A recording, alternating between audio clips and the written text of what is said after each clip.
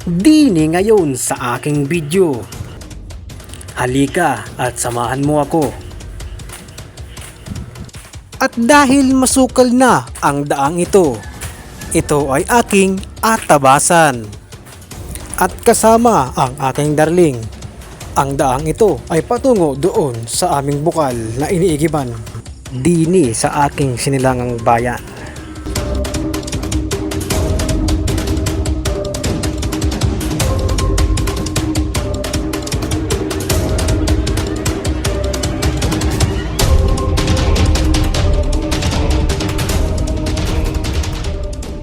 Alright guys, welcome po ulit sa aking video. This is Kuya Fred. Sa araw nga po na ito ay naisipan namin ni Darling na maligo dito sa bukal dahil makati ang tubig sa sapa. At ang tubig nga po nito ay tatabo-tabuin lang namin dahil hindi pwedeng tubugan itong bukal dahil ito po ay may bantay. Nasabi ko po na may bantay kasi dati kung ano-ano ang nakikita namin dyan sa bukal, minsan may isda. Nakita ko po dati dito yung isda na kulay violet na para bang alaga sa aquarium. Nakakapagtaka naman kasi bakit may ganung isda dito bukal dito. Pero ang naligo lang dito ay si Darling kasi ako napansin ko na masukal na itong daan dito. Bali pangalawang punta ko na to dito. Nung unang punta ko kasi dito pinasyalan ko rin itong bukal. Dahil nga po 10 taon din akong hindi nakapasyal dito sa bukal na ito. At kapag iigib ka nga dito, lagi ka magsasabi ng tabi-tabi po.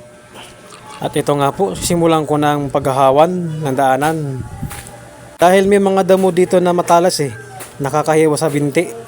Lalo na pag hindi ka nakasuot ng mahabang pajama, talagang siguradong madadali yung binti mo. Mahihiwa ng mga dahong matatalas. Mainam na rin na mahawa ng quarry dahil para safe din sa mga dadaan. Medyo nalungkot din ako nung unang punta ko rito dahil pansin ko hindi na naaalagaan yung bukal dito kasi wala na siyang bubong. May tabing na lang siya na parang net na kulay itim. Yung ginagamit sa pangbilad ng palay. Hindi na rin pala dito nakatira yung ninong ko. Gawa ng sa pagkakaalam ko noon sila yung madalas na naglilinis nitong bukal dati. Nililimas na yan tapos nilagyan na ng bubong para nga malinis lagi yung tubig. Lumipat na rin pala sila ng bahay. Doon na sila nakatira malapit sa kalsada sa bypass road. At dahil nga sa wala ng kabahayan ditong malapit wala nang nag-aasikaso nitong bukal dito. Dati kasi talaga yung bukal dito sa amin, ibubong yan pero ngayon wala na. Pero pansin ko kahit paano may gumagamit pa rin ng bukal dito. May nakita kasi kaming tabo dito yung pansalok sa tubig. Kaya wari ko ang mga gumagamit ng bukal dito yung mga nandito sa may taniman ng mga gulay at saka mais. Sa palibot kasi nito yung mga gubat dito hinawanan nila tapos pinagkataniman ng ampalaya, mais, saka sitaw, okra. Nagtaniman na pa ng gulay dito sa paligid nito.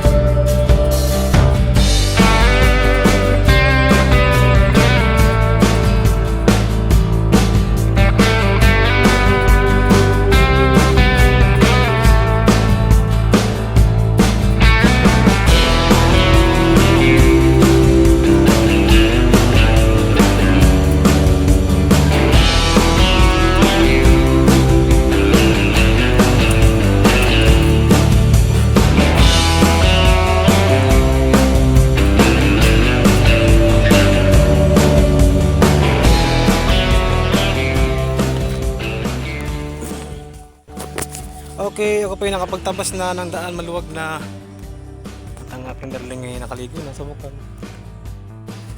Ano kasi yung tubig sa ilog, Makati. So let's go Darling.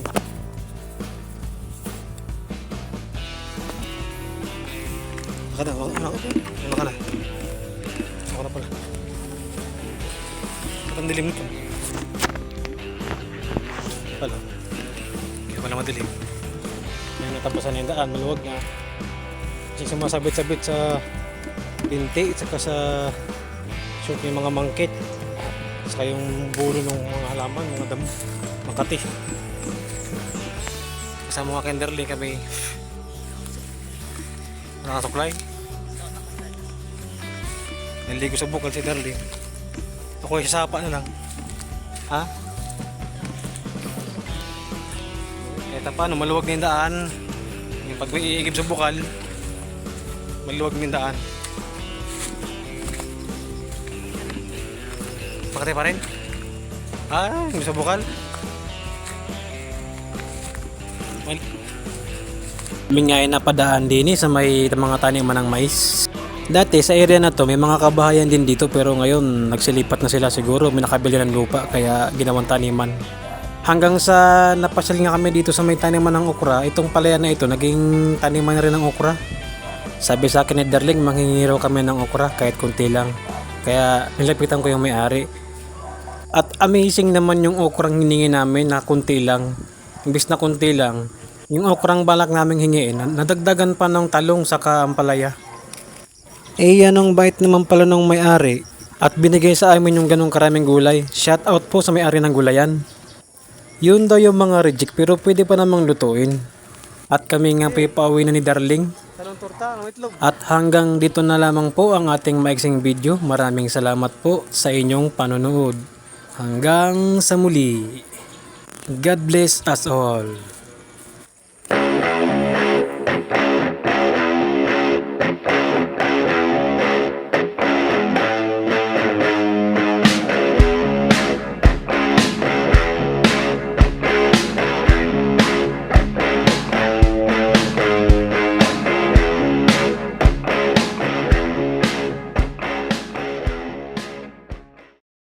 Check this out right now. Staring at the screen so bright, watching Kuya Fred all night.